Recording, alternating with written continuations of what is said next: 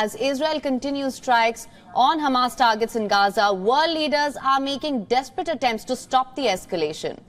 Meanwhile, Israel's Prime Minister Netanyahu has said in a televised statement that Israel, and quoting as to Netanyahu exactly said, preparing for a ground invasion. Now, he said that the decision on when forces would go into the Palestinian enclave controlled by the Hamas militant organization would be taken by the government's special war cabinet. Let's listen in.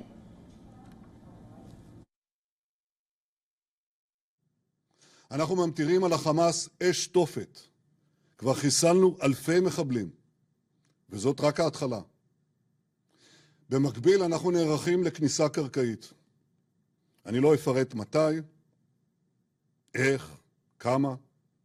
אני גם לא אפרט את מכלול השיקולים שאנחנו לוקחים בחשבון, שרובם הגדול כלל לא ידוע לציבור. Well, this comes as explosions continue to light up the night sky over Gaza as alarm grows over the spiraling death toll in the Gaza Strip. Meanwhile, US President Joe Biden said that Israel has the right to respond to the October 7th Hamas attacks but must do everything it can to protect civilians as international pressure mounts for a ceasefire. Biden told a press conference that he did not demand that Israel delay the ground invasion of Gaza.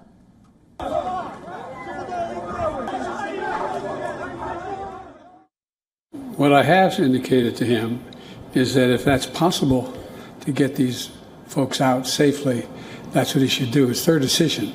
But I did not demand it. I pointed out to him, if it's real, it should be done. On the other hand, newly appointed U.S. House Speaker Mike Johnson has called up a resolution supporting Israel as his first act as a leader of the U.S. House of Representatives.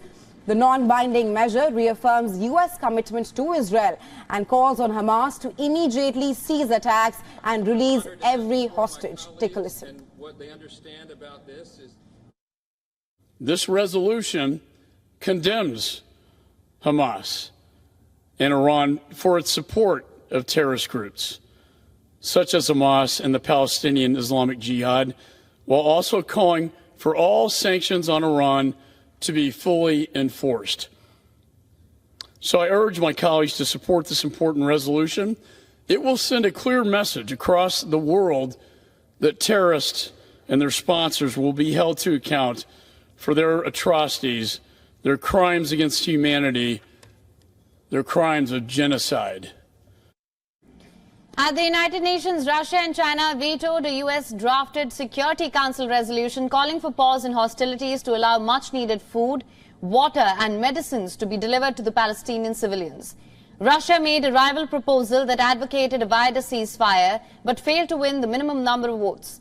Israel has resisted both, arguing that Hamas would only take advantage and create new threats to Gazan civilians. French President Emmanuel Macron has reaffirmed Israel's right to defend itself. He, however, added that he believes it would be an error for Israel to launch a massive ground intervention in Gaza. He has further denied sending any French army to the Gaza Strip. La France reconnaît le droit d'Israël à se défendre et à protéger ses populations. Mais elle le reconnaît dans un cadre qui est celui du respect des populations civiles. Et donc intervenir sur le plan terrestre, si c'est pour cibler des groupes terroristes de manière totalement identifiée. This comes as Hamas said that it launched a rocket on Wednesday towards the southern Israeli resort city of Eilat, and this is some 220 kilometers from the Gaza Strip.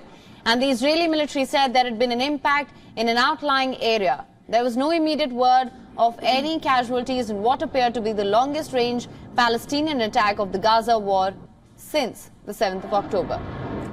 Meanwhile, in South Lebanon, the residents are now fearful of a second front of the war escalating. Smoke rose on the Lebanese hills near the border with Israel as a result of what appeared to be the domestic mortar fire. Israeli tanks and troops were stationed in the border area.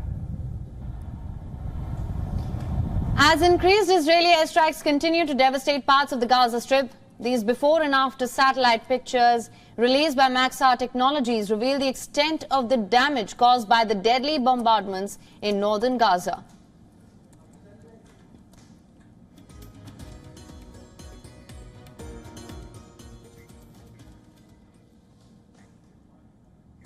And for more on this, our correspondent Susan Tehrani updates on U.S. President Joe Biden's first presser statements since the beginning of the war. Take a look. During an appearance with Australian Prime Minister, President Biden once again reiterated America's ironclad support for Israel. He also cast doubt on the number of casualties and deaths that the Palestinians are reporting, considering the fact that the health ministry in the Palestinian territories are run by Hamas. Nonetheless, President Biden once again gave a warning to Israel to try to prevent civilian casualties and death and only go after Hamas. When asked, President Biden once again denied that he had called on Israel to delay that ground offensive, saying that he had only made suggestions. Now, the Australian Prime Minister was in Washington to talk about bilateral issues, and while a lot of that was on the agenda, there is no doubt that this visit was overshadowed by the Israel-Gaza war.